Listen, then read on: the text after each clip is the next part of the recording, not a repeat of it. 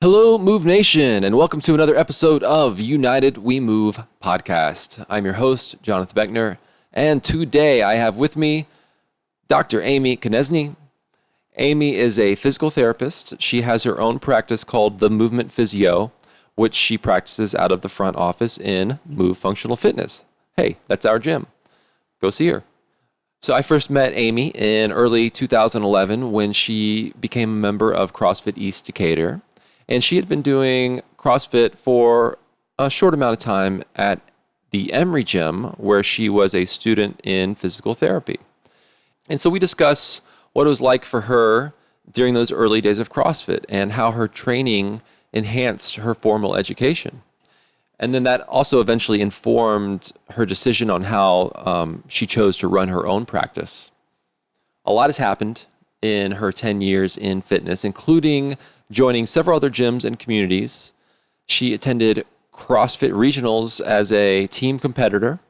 She's had multiple excellent coaches. She is married with 2 kids. She met her husband in CrossFit, and she has started her own business. So again, this was just a fun conversation for me. I love getting to learn more about people, even someone like Aimee, who I've known for so long. And I love sharing these stories with you all. So thank you so much for listening, and please enjoy.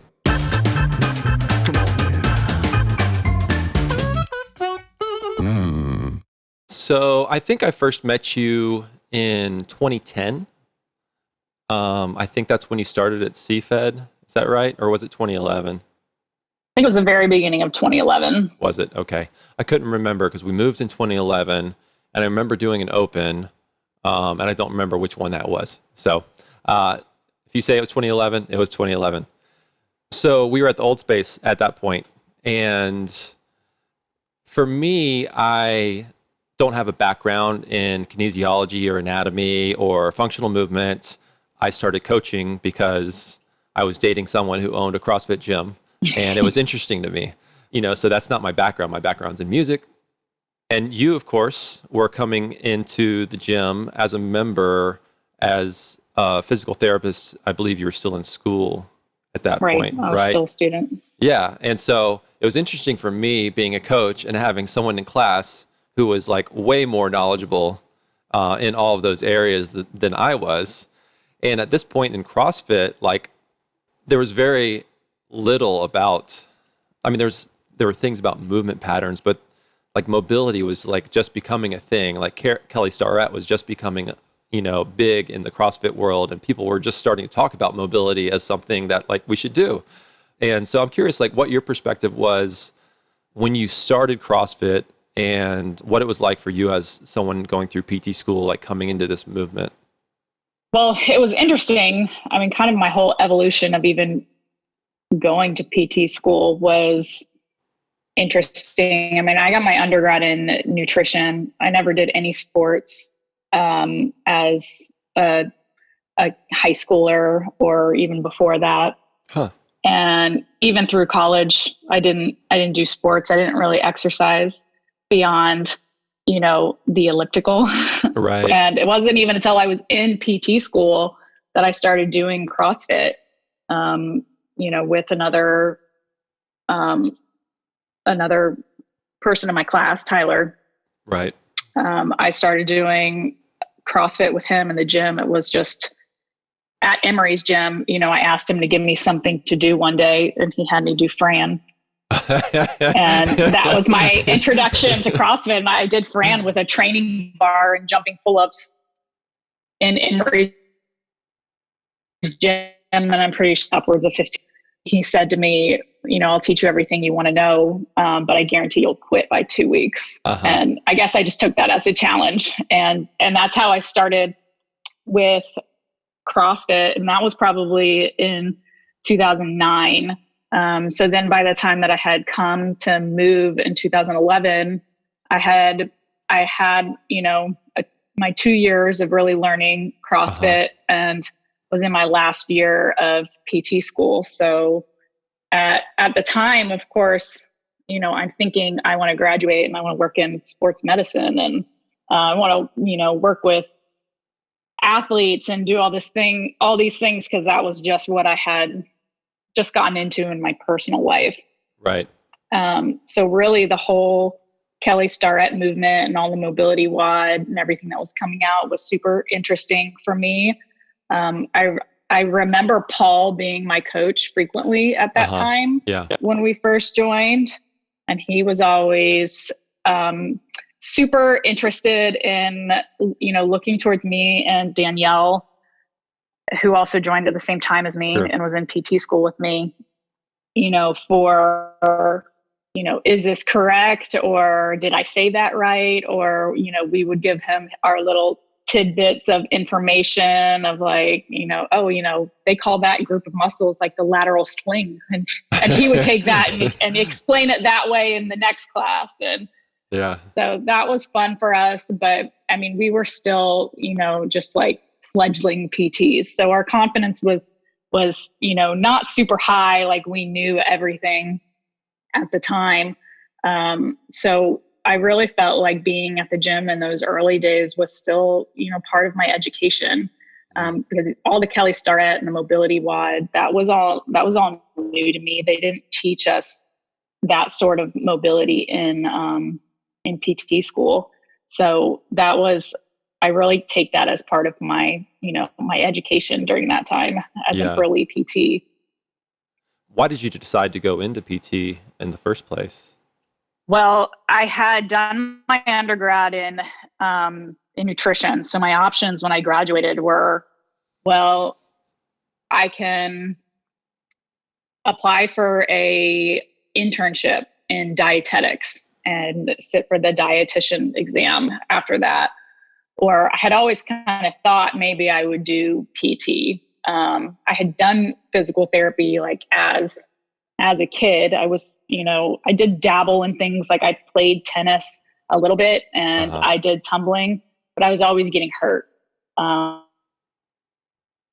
So I PT for my knees a lot as a child. And I was like, these people just kind of look like they're hanging out and having conversations with people all day. And, it didn't look like,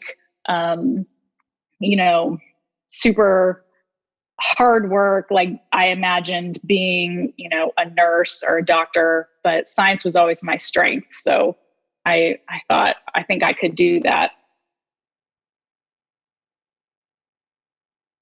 So the nutrition program, which was mostly medical nutrition at Georgia State at the time, not a lot of sports and performance nutrition, mostly, diabetes and, tube feed calculations and, a lot of hospital stuff. And I didn't want to be in the hospital. I knew that. So I kept going back to my experiences in an outpatient PT clinic as a patient. So I just decided to apply to PT school and I got into Emory. So that's what I decided to do. What you said earlier about seeing your membership or seeing like your CrossFit experience as being part of your education as well, I think is pretty interesting because I feel like CrossFit as a movement has done a whole lot for a lot of different areas, PT being one of them, Olympic lifting as well, and gymnastics. And obviously it's bringing all these facets together. And I feel like it's expanding the reach of all of those, but also people are like now just interested in learning about these things, maybe a little bit more than they were before CrossFit. So, I totally lost my train of thought. So, I'll come back to it. You were a member of our gym for a little bit early on, for a couple years, and then you've been a member at multiple other gyms as well. What has your experience been like as you've been kind of like traveling around to these other CrossFit gyms and, learning different things and being parts of different communities? So what has your experience been like with that? It's been really interesting. Actually, before we got on this conversation, was looking up when I was a member at Move initially, because in my head, I feel like it was a couple of years. And I think that's because I felt like I grew so much as an athlete during my time with you guys in the beginning. but I started at the beginning of 2011 and I had left by November of 2011. Oh, wow. So it wasn't even a whole year, which which really took me by surprise. I was like, man, I forged so many friendships in that short amount of time. And I grew so much as an athlete that I just, in my head, was thinking that it was at least a year and a half before I moved to the next gym. But after I left at the end of 2011, I joined CrossFit RX. You know, at the time I was drinking the CrossFit Kool-Aid pretty hard. Yeah. And I wanted to compete, and it was actually that first affiliate league, like championship. Yeah. That was hosted at Tidy Whities, right? Yeah. Tidy Whities. That was our team name. That I had competed against CrossFit RX's team. And they were wanting to send a team to regionals that year. And they kind of started recruiting me to come over there. And I was kind of at a crossroads just in my personal life, feeling like I needed to move on to something else. And so I did decide to go over there, which was super hard for me on a personal level to leave. I mean, I consider CrossFit East Decatur as my very first home gym in Atlanta. And I just had so many experiences and growth there that it was hard for me to leave. But I did. I took the plunge. I joined somewhere else, which in the end was a good thing for me, because I met my husband as soon as I left. In the very first week of being at CrossFit RX, I met him. But that's a different story. And and I did. I trained. Training was basically my life outside of work. I had graduated at that point, and I was, work straight to the gym for several hours. And the whole time I was at CrossFit RX, it was a young gym, probably a little bit younger in population than Move at the time. And they were all very competitive minded. And the goal was to send a team to the 2012 Southeast Regionals. So that was a really fun time for me. Like, competing in the open took a different level. That would have been my second open. And we did qualify for a team, and I went to regionals on a team with CrossFit RX in 2012. Where I then learned that I didn't want to do that again. That I was not that level of a competitor, and I was out of my league. So that, after that, I think I dialed it back a little bit, and just did it for the enjoyment. And I made a render. And then, ultimately I moved to CrossFit Terminus. I followed my husband there because at that point we were married, and he was then again chasing another opportunity to go back to the games. So he left to go to Terminus to be a part of their team. And I followed him because I couldn't imagine being at a gym without him, because that was a big part of our relationship. So, each gym has provided me with something valuable in my experiences as a CrossFitter. I mean, I really took a lot of my foundations from being at Move and training with Shayna. She taught me a lot. And then at CrossFit RX, I had my competition experience, but then I also had a really excellent Olympic lifting coach there. Corinne, who's now the owner of CrossFit Douala in East Cobb. And she really took my lifting skills to another level, to a point where I stopped avoiding every workout that had a snatch in it. And I came to really enjoy that lift.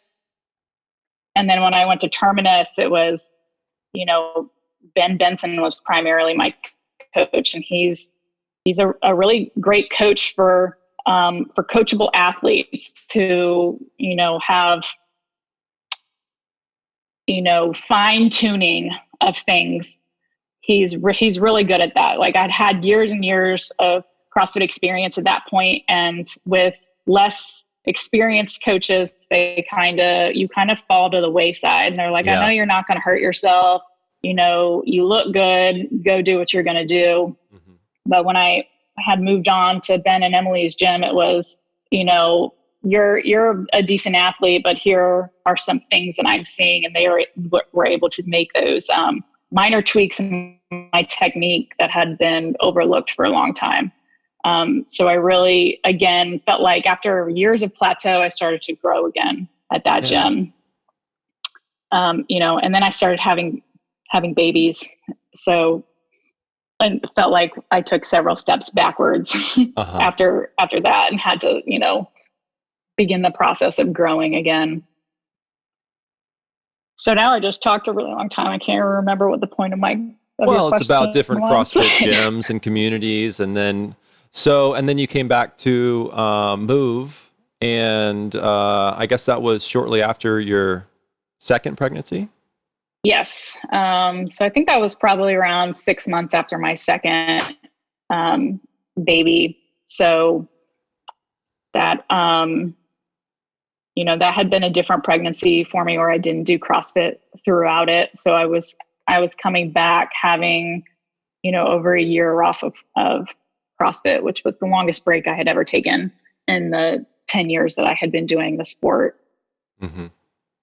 What I was talking about earlier, before I completely lost my mind, was about the increased knowledge happening kind of throughout the fitness realm, and how individuals were learning more about all different things. And whenever I talk to people who are kind of kicking the tires for CrossFit, a lot of people will say, oh, my PT says CrossFit is his favorite sport because he gets all of his clients from there. These people always get hurt, so they have to go to PT, and you shouldn't do CrossFit because you're going to get injured. And I'm not sure that is entirely true. It's like, sure, there's a possibility you will get injured doing some form of exercise. But I think the increase, in my opinion, in my uneducated opinion, I think the increase in PTs seeing CrossFitters is because CrossFitters are more interested in how to keep themselves healthy. And so maybe we're more likely to go see a PT they've got some nagging issue, and they don't want it to affect their workout anymore. So I'm curious what your perspective is on like the type of client you're seeing, and maybe the education that they have coming in. I agree. My clients who are CrossFitters, they are motivated, which is different than what I typically saw in my years of experience as just an outpatient orthopedic PT, where many of my clients were not motivated, and they were there as a last resort, told them to go to PT. And so they go and they do it, but they're not motivated, to continue their home exercise program at home, or, make any significant changes. But my clients who are CrossFitters, they've typically they're either coming to me right when something happened, and I get to see them very acutely, and that usually will significantly decrease their time of care with me because they came so early, and we can address it when it's still in a phase. Mm-hmm. They did something, and they looked it up themselves, and they did a lot of self-education, and they tried to fix it, and maybe they got to a point where they plateaued on their own education of their self-diagnosis. So, typically they've done something to try to help themselves. And whatever I tell them to do, they'll pull out a notebook and they'll take notes. And, what did you say that was? And how many times do I need to do this? And like, what should I do in the gym if this comes up? And they want, extensive knowledge of how to better this right now, but also how to prevent it in the future. which is really why I like to work in a gym space, because my ideal client is somebody who is self-motivated. I don't like working with people who are only there because they see it as a last resort and they don't actually believe that it's going to help them. I want somebody who is going to put in the work themselves, because I can't make miracles happen. I can't just fix you, Right. just because you walked through my door. You have to put in some work and make some changes for yourself. And those are the kind of clients that I get when they're CrossFitters. PTs that say, I love CrossFitters because I get all my clients. Are also PTs who are not don't, in my opinion. They don't know much about the sport of CrossFit. I don't think that there is any more likelihood. I mean, I really view CrossFit as a sport, even though it is an exercise routine, but I don't see people getting hurt over a long career of doing CrossFit more so than somebody who's played soccer for 10 years or who has, done some other form, tennis or some other sport. I don't see the rate of injury in a long-term CrossFitter to be any greater than anybody else's who's participated in some sort of, better known sport than that of CrossFit. Yeah, I feel like personally, maybe 90% of my injuries come from soccer. Yeah. And then maybe 10% from, actually maybe 5% from CrossFit and 5% from doing something stupid at home. Yeah.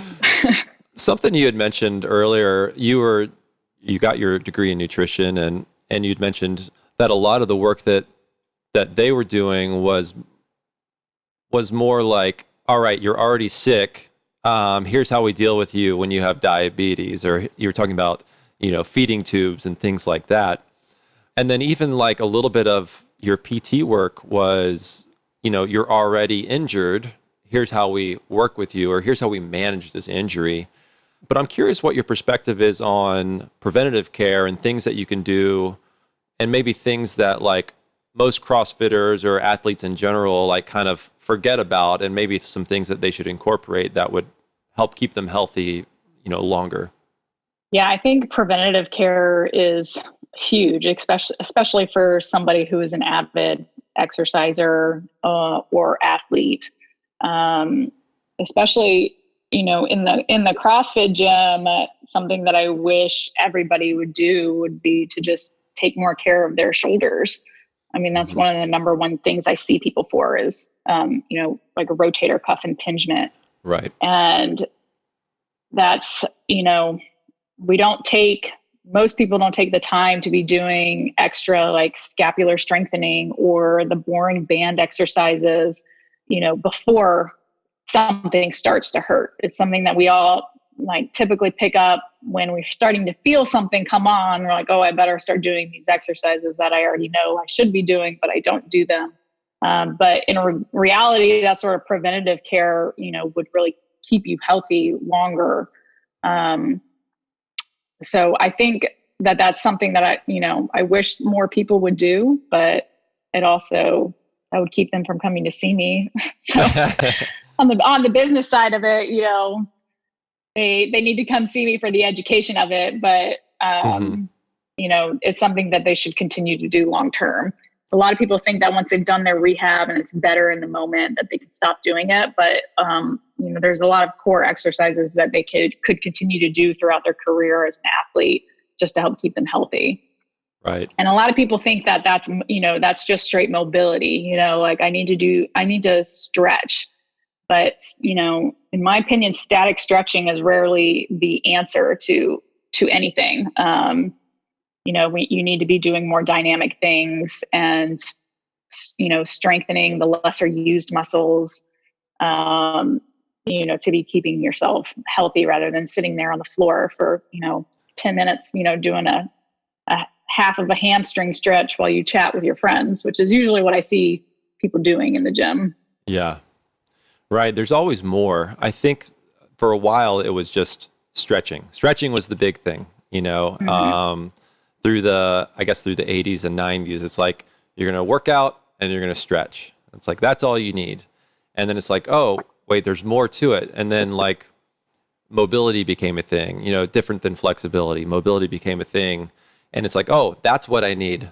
All I need is mobility now. And so people focused on that for a really long time until they realized, oh, that's not the thing either. And then I think there's always something that comes along and you kind of like add it to the tool bag or whatever. It's like a lot of people don't focus on their sleep enough, or a lot of people don't focus on their diet enough, or just taking a rest day, or like you said, doing like the accessory work. Like there's so many things that you can focus on. And I think CrossFit does a fairly good job of like incorporating a lot of those things, especially if you have a well-run class where you're going through the stages of a warm-up and flexibility, mobility routines, and then a cool down and all that involved with the full workout. But how do you think a coach or a gym might approach helping these people more than they might want to help themselves? Well, I think a lot of it is kind of exposing weaknesses to the client. Because if nothing hurts, then they don't think that there's anything that they need to work on. But one of the things that I've really enjoyed that Move has started to do,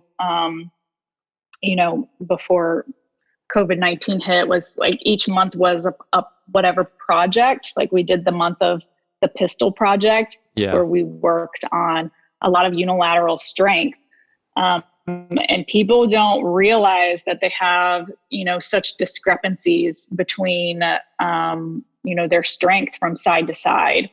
So doing like little monthly projects like that, where you can kind of expose somebody's weaknesses, I think is a great way for gyms to handle it. I mean, I think that showed a lot of people like, wow, this, my right side is really significantly stronger than my left side. And that, that will show in, compensatory patterns in a squat clean or a thruster or whatever they're doing when it starts to get heavy. They'll have a weight shift, or they'll, their technique will look a little off, or, sometimes that can lead to an injury where they've really shifted their weight over and then they hurt their back trying to catch a squat clean because they wanted to do it on their dominant side because it got heavy and they got scared.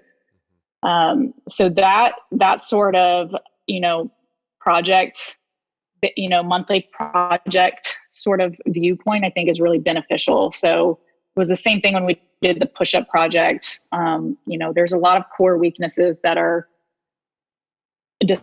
discovered, in a basic movement like the push-up, and one of them just being core strength on its own. So being able to identify that and then breaking down the movements the way that we did, like this is kind of step one where you can start to work on building this up, kind of gives people an idea of like, this is my progression to be able to get better at this. I know I'm weaker on this side, so I need to do a little bit more on this side. I think that's a great way for people to expose what they need to work on. How do you think you can make it important to someone? As a PT, it's important to you because it's kind of like a core philosophy. But, like you said, it's a lot of people won't work on something until they're injured or until it's important. So how do you make it important before they're injured? I mean, I think that's got to be a discussion of goals for the client. Well, what do you want to get out of this? Why are you here?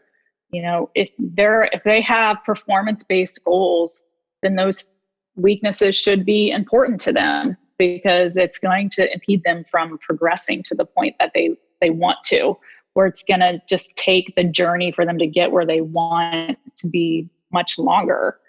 And there's always going to be, some clients who don't care and are like, I'm just here because I want to work out because I know I should, but I don't really have any specific performance goals, or, this is just a box that I'm trying to check off of like, yep, I worked out, and I can tell my doctor that I'm exercising at my next physical.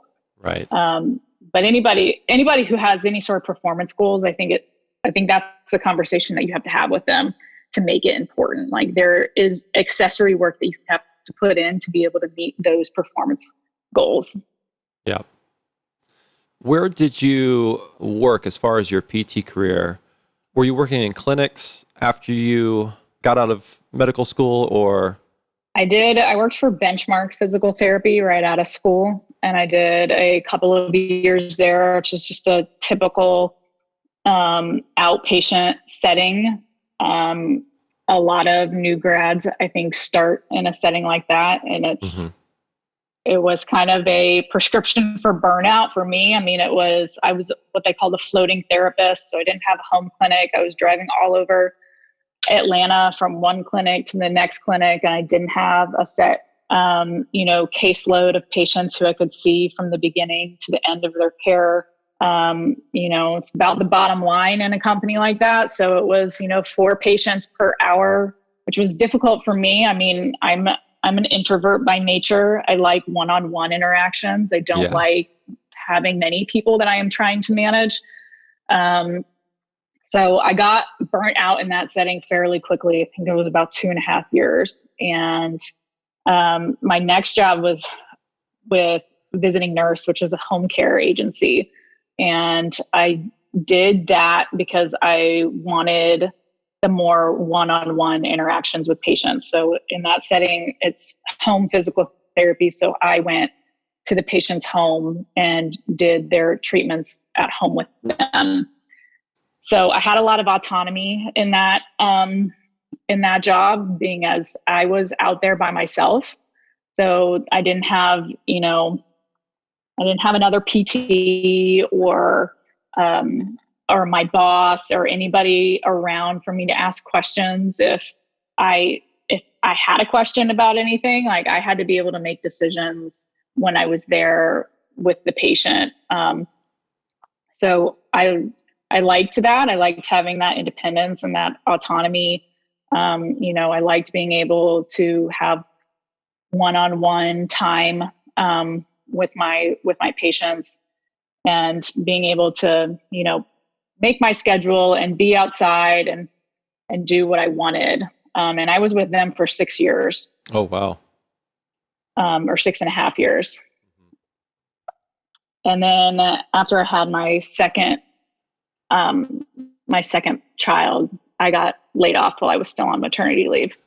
Uh-huh. And that, I kind of took almost a year off because I didn't know what I was doing. I wasn't expecting to be laid off. And I didn't know what I wanted to do next. and then that's when I kind of fell into owning my own business, because it wasn't Yeah. something I ever thought that I would do. But then the opportunity presented itself, and I felt like I should take it. So that's what I'm doing now. Yeah. So you are movement physio. Yep. What did you learn from those earlier careers, or the earlier clinics that you worked with, both good and bad, that you wanted to either avoid or include in the way that you run a business now? Well, I mean, I knew from my first experience as a new grad, that I wanted to be one-on-one with my clients. I wanted to be able to see them from, the start to finish of their care, not only their whole plan of care, but just in one session. Um, you know, Typically when I was with Benchmark, it was like I spent 10 to 15 minutes with a patient, and then I passed them off to a PT assistant who took them through their exercises. And I couldn't even really watch them do anything because I had to move on to the next person that I was spending 15 minutes with. So I wanted to be able to have that one-on-one attention with each client. Being in home care, everything I did was dictated based off of what reimbursement I was gonna get from insurance companies. I mean, I worked with a lot of Medicare there, and they're pretty restrictive in what they do and don't allow. So that's ultimately why I chose to be a cash-based practice, or that I don't have any relationships with insurance companies. because I didn't want it to define what I could and couldn't do with my patients. You had mentioned your ideal client earlier as being someone who's motivated. So you've partnered with us in a way. I mean, you're leasing a space from us in the front room there in the gym, and you're still pretty early into this. I mean, you're, what, a year maybe into owning this business?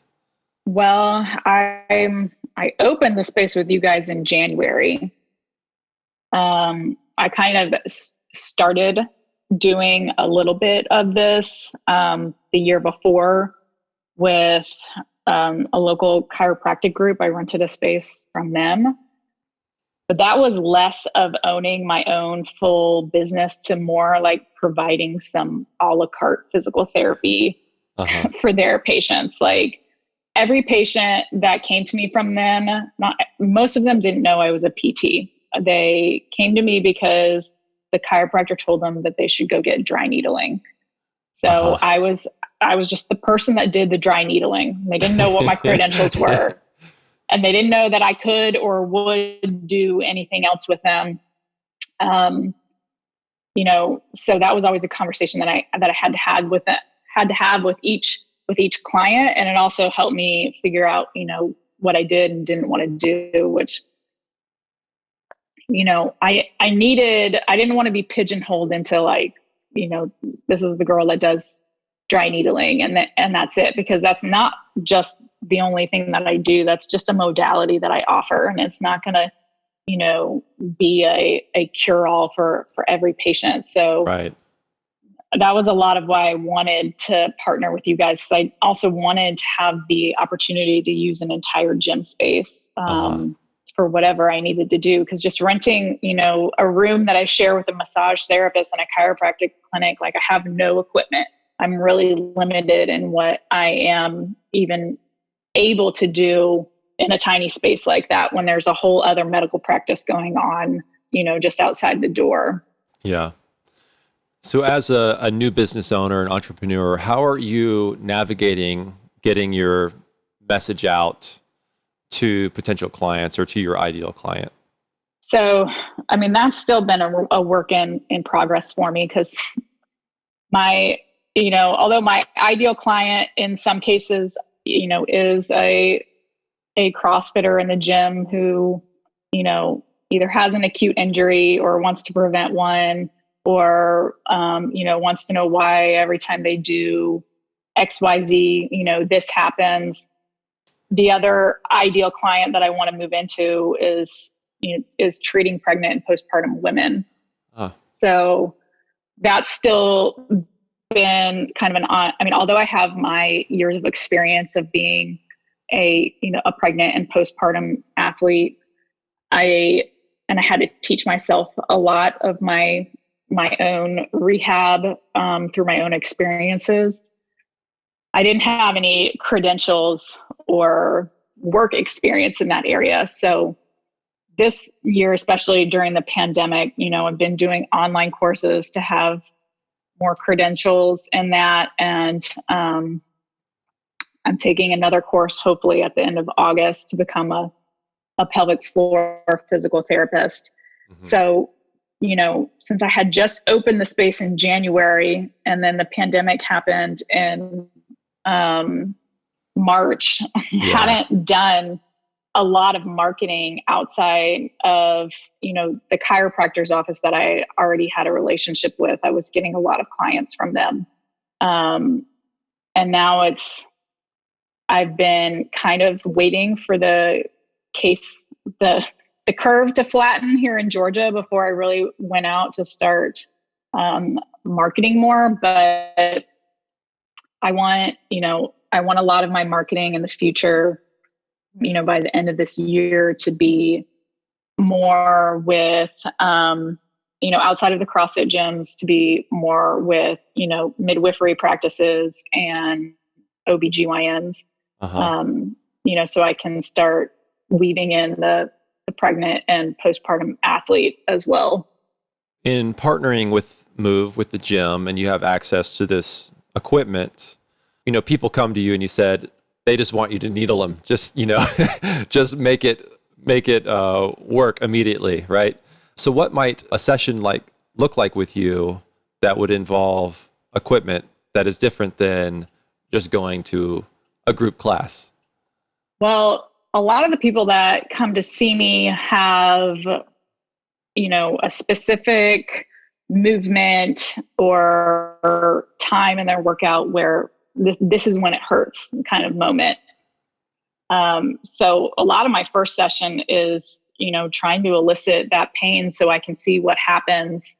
If they're able to do that, air squat with no pain, but then they start loading a barbell on their back and they start getting pain at 135 pounds on the barbell, then I want to take them from watching them do those air squats to those lightweight squats to building up to that 135 and see, well, what changed between those initial early movements to your movement now that that bar is loaded at that capacity.